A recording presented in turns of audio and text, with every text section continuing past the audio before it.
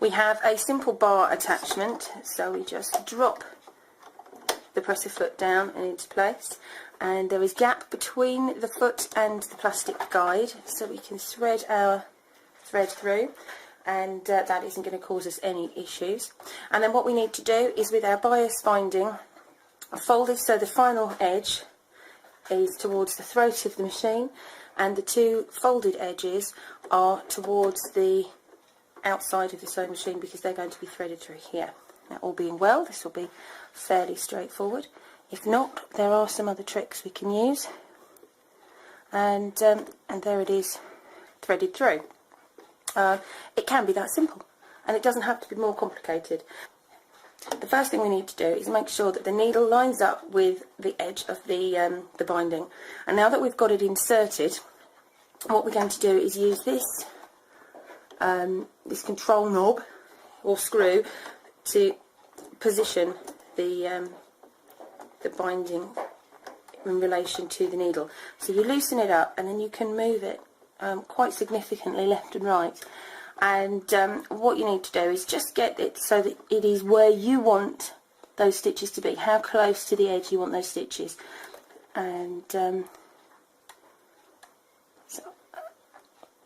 and the tricky part is, when you actually tighten this knob up, or tighten this screw up, you'll find that the plastic moves. So this is the hardest part, ironically, is setting that width, because it continues to move. I'm trying to do this without blocking the view for you, which isn't necessarily very easy. So you hold it steady and then tighten the screw, but you need to make sure that you're not twisting it away, otherwise that screw just won't hold the position that you're after. So, and always make sure that you test it, which might seem a bit heavy-handed, but make sure that you try and move that afterwards, because, as I say, that screw can be a bit tricky sometimes. So once it's all aligned, and you've used the screw head to get the position that you're looking for, drop it down manually just to double check everything's okay, and then we can start to sew on through.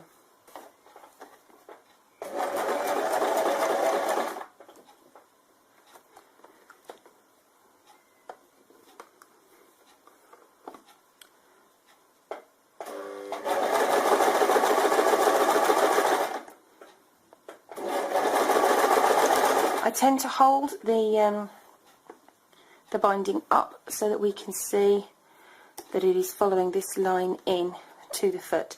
And once we've started sewing, you can double check that the stitches are as you want them, and that's how you make a tag. Now, if you are then looking to put your binding around some fabric, what we need to do is then feed the fabric into the machine.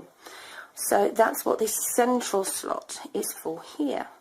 So once you've got your binding in place, you can then insert the fabric. With a curve, I tend to just position the fabric with the binding in place before I get to the foot. So we'll just pop a couple of pins in to hold that in place, and then we'll gently feed it as the time comes when we get nearer the foot. Not necessarily so important to do that if you are working on a straight edge, but where we're curving, both an outer curve and then a gentle inner curve, I find it best to just pin that in place before we start, so that we're not worrying too much about that at the end. And then one final pin down here, and we're good to go.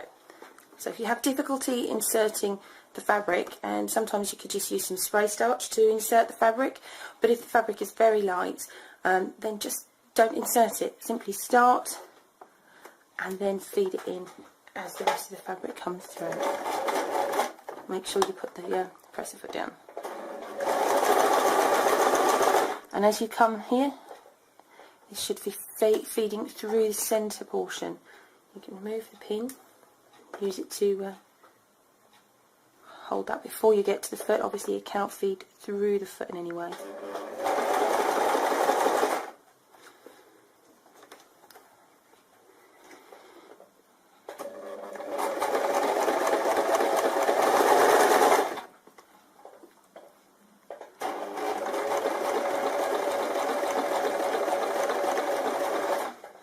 And remember, we must remove those pins or else they'll not feed through. And as you can see, this is now starting to adhere quite nicely to the fabric, and it's neat on both the front and the reverse. And then we just follow on round the curve.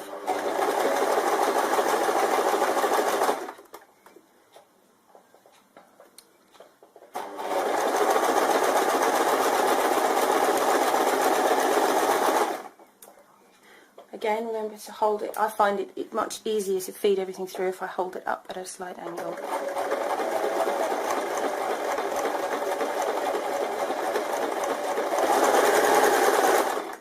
And when you finish, a slight reverse stitch just to hold everything in place.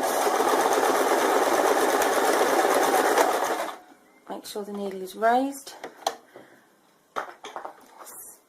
Nip.